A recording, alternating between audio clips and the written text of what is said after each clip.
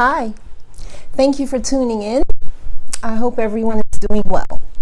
Okay, now I have a serious matter that I want to discuss, and it has to do with the mass shooting that occurred in Virginia Beach. I believe it was about 3 years ago.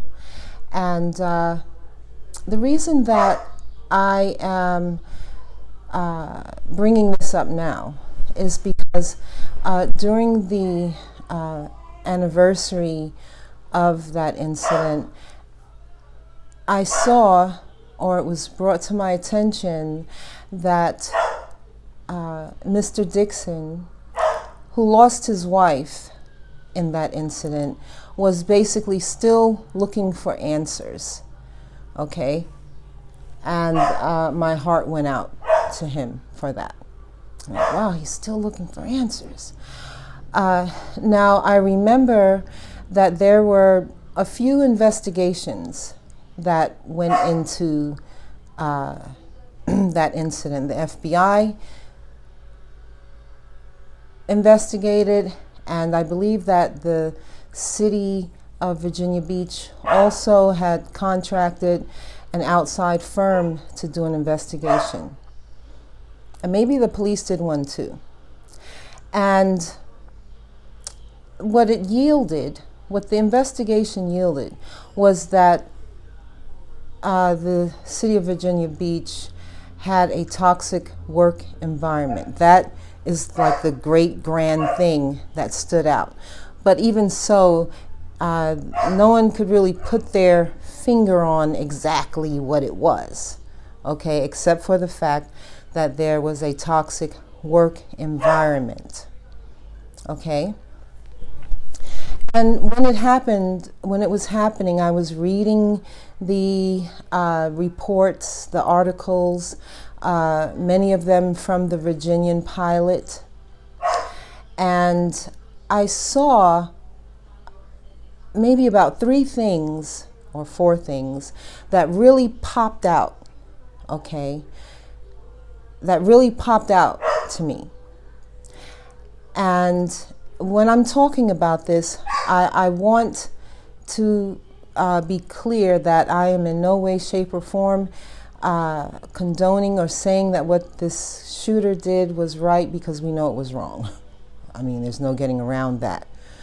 But if we knew the reason, okay, the motive, that helps with closure, okay, and maybe can bring justice to this situation, okay, and to the lives of the people that were involved, the survivors, the families, and the victims, okay. And there was also another thing that I saw, which is why I said I'm going to go ahead and talk about this, but I'll go ahead and tell you that later on in my presentation. So, the things that stood out to me as I was reading about everything that happened, and they did interviews, they interviewed this person, that person, different people. I don't know their names. But one, okay, these are several facts. One, a contractor was shot outside of the building. It was reported by a gentleman that basically the shooter went right by him, didn't bother him, nothing, okay? Nothing occurred there. He didn't shoot him too, okay? He kept going, okay? Those 2 things. Now, there was a report by a man that said that he saw him every day when he came into work, because he was outside of the building or whatever every day smoking his cigarette, okay? There was another report where a man said that he saw him every day in the bathroom. He went and brushed his teeth, that the killer, the shooter, went into the bathroom every day to brush his teeth, or he would brush his teeth at a certain time every day. Okay. Another thing that stood out to me, there was a police officer, a retired police officer turned private detective for a law firm in Virginia Beach. Okay, and he was at the building, and I guess he left maybe right before the shooting occurred, and everyone was calling him and telling him about it or asking him, did he know about it or whatever. Okay, so those things stand out to me. Okay, and to me it lends an explanation as to this toxic work environment and what possibly was going on. Okay, I find it odd that the man, first of all, the man was outside of the work, smoking a cigarette every morning that this man, that the shooter came to work. Every morning. Think about that. What are the odds that you are out there every single morning this man comes to work? Okay? The other incident with the man in the bathroom, the man, and it's, I'm not making this up. I'm not putting words. This is what his words. Okay? He saw him every day in the bathroom and he knew he brushed his teeth. What are the odds that you go to the bathroom every single day? That you're in the bathroom with this man and you know that he brushes his teeth every single day. Every day. Okay, that's what they said. I didn't say it. They said it. Every day. What are the odds that you, the same person, is in the bathroom with this man every single day? Okay, that's every single day. Okay, so these things stand out to me. With the retired police officer turned private investigator, why were they calling you? Why? I understand if you go to a place a lot, but you go to the city building that much that people have your personal phone number where they can call you. You understand what I'm saying? That kind of struck me as odd as well, because I understand going into places of business that have to do with the city or whatever, you got to go pay your taxes, you got to check on, you got to get a permit for something. I understand all of that. And you see these people year after year, okay, and you know them by name because you go in there, but that they have your phone number and there's some type of relationship like that, I don't know. Maybe it's just me, okay? But those things stood out to me. And for that reason, I believe that the shooter was targeted. I believe that he was being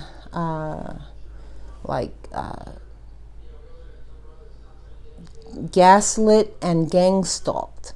Okay, that's what I think was going on there.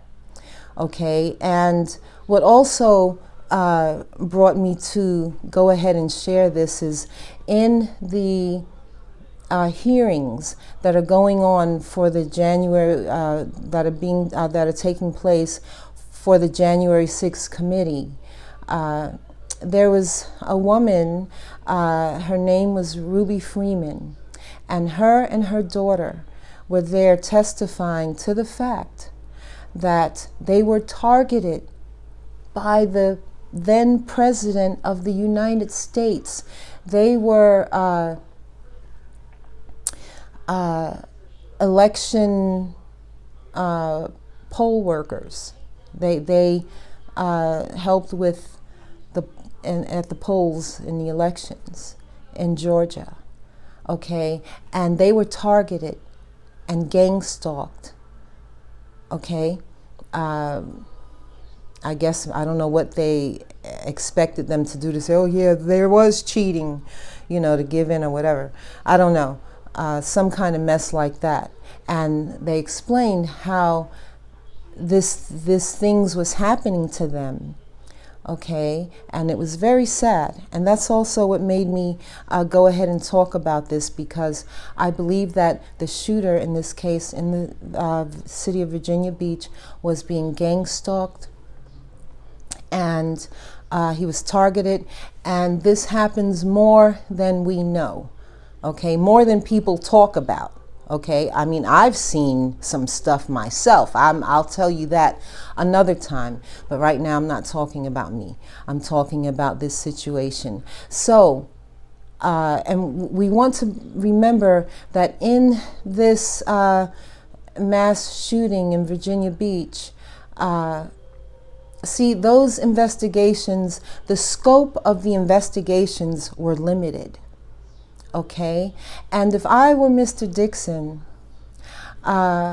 in trying to find new information and things like that, what I would want to know, or what I would try and do, is talk to some of the people. I don't know if some people said that I forget how long the man had been on the job, but it was a long time, and they noticed a change in him after a certain time.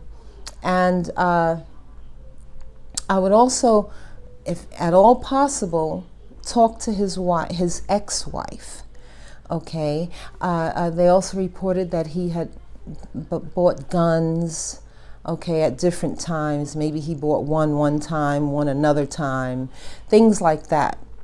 Okay, and so, and I would want to talk to, let's say, the victims of the shooting. Maybe talking to some of their friends or family to possibly to find out if they had ever said anything about what was going on in the work environment. Because a lot of times people will talk to someone about whatever stuff that's going on at the job. Okay, they may not talk to everybody, but they will talk to some people, you know, just like my mother. She used to talk to me about stuff that was going on at her job, and I used to talk to her about stuff that was going on at my job. Okay, so everyone has that friend or family member that they talk to about stuff that's going on the job. Okay, so if I were Mr. Dixon, I would try and talk to those people of the victims and to possibly get some extra information to help get answers. Okay, also maybe the survivors of that tragic event might have things that they can tell you. Okay, and then what I would look at, okay, let's say they said, oh, well, they noticed he started acting differently in around June of 2017, let's just say. Okay, and so what it is a lot of times by the time someone notices something, okay, usually it may have already been happening before that time. Okay, something was already happening before that time. Okay, so you would want to get a timeline of when people noticed him acting funny, and look at maybe 6 months prior to that time, and get a timeline. What jobs was he doing, and where was he at, and who was involved in those jobs? Okay. And also find out the relationships between these people. Too bad you can't get phone records, okay? But what was the relationship, if any, between the man that said he saw him every day when he came to work, well, because he was out smoking a cigarette? What are the odds that you are in the middle of smoking your cigarette every day that man came to work? Okay? Wow, perfect timing every day. Okay? I would want to know, what is the relationship between that man and the man that saw him every day in the bathroom. Okay? Every day. He brushed his teeth every day in the bathroom. I'd like to know, what relationships do these people have? Okay, because maybe this man was, maybe they were, like I said, gang stalking him. Okay, and so that is what pushed him. And what would be the reasons? Maybe they wanted him out of the job. Okay, because not too long after that incident, there was a situation with the city of Chesapeake where they found some type of corruption or fraud, and it had to do with contractors or subcontractors, where I guess they had a job of putting in a stretch of pipe, some kind of, those big pipe stuff and everything. And what the contractor, subcontractor, one of them was doing is they would take a picture, like they didn't do the whole job, okay? They would just do a section of it, okay? Take a picture and say, yeah, see, we did it. Click, we did it. But they were only showing, they only did that section for the picture, okay, to say they did it, okay? And the city of Chesapeake had to change some of their requirements and laws or whatever, okay? So that happened not too long after this mass shooting incident in Virginia Beach. Okay, so the reason I bring that in is because maybe the shooter, because of his job, I think he was some type of engineer. So maybe he knew of something that was going on or that had taken place, or yeah, something like that. Maybe he knew something that they had done that they weren't supposed to be doing, or they could have wanted him out of the job, okay, get rid of him out of the job because they wanted someone else in that job,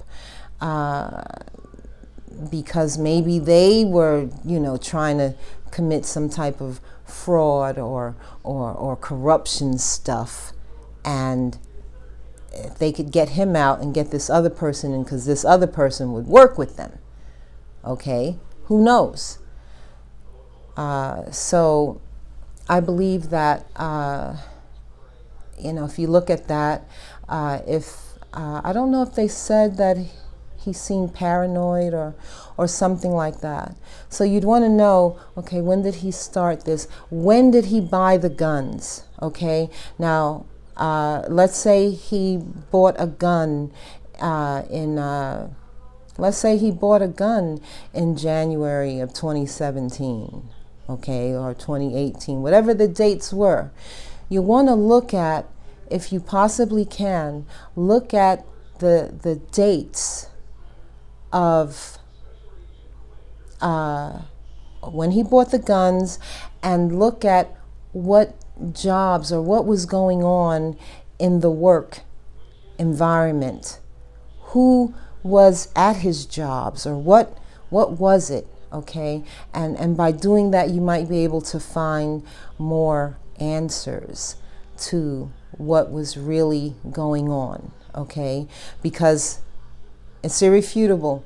There was a toxic work environment, okay? And so clearly there were, the different people, because sometimes these people, they work together. Because remember this, in every legal organization, legal company, legal entity, there can coexist an illegal entity, an illegal operation.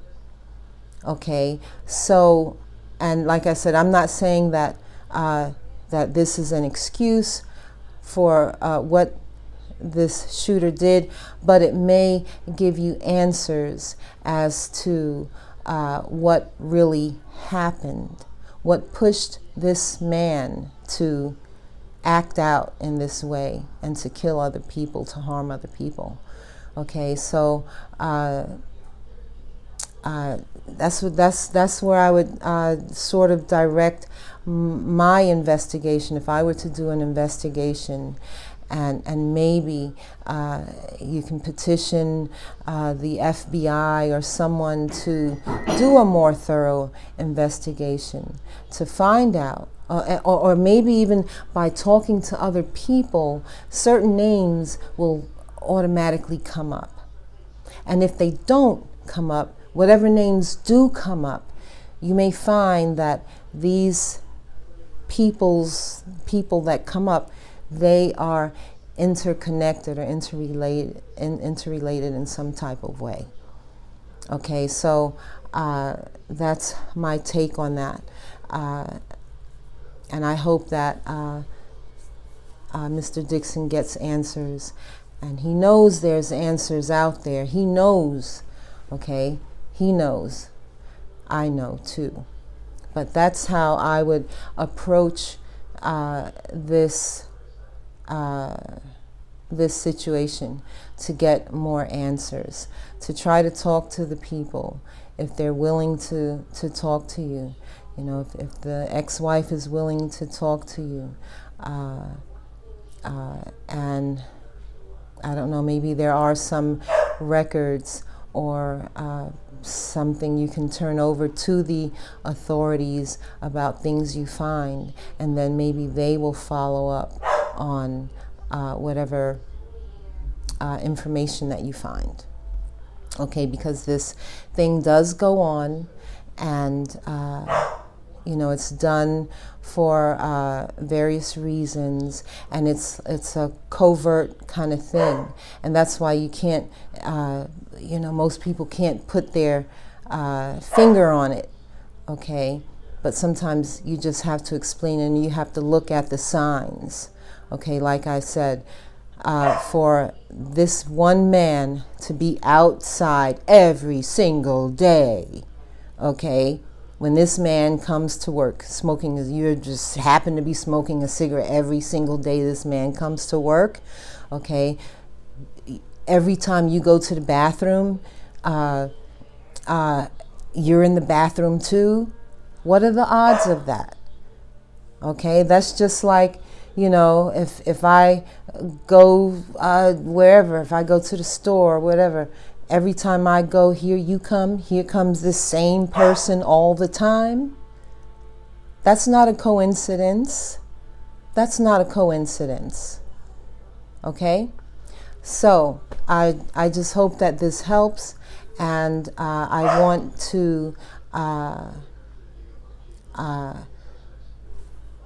bring this out. Okay, I'm going to talk about this some more, and I'm going to share with you some of my own experience that I've seen things going on.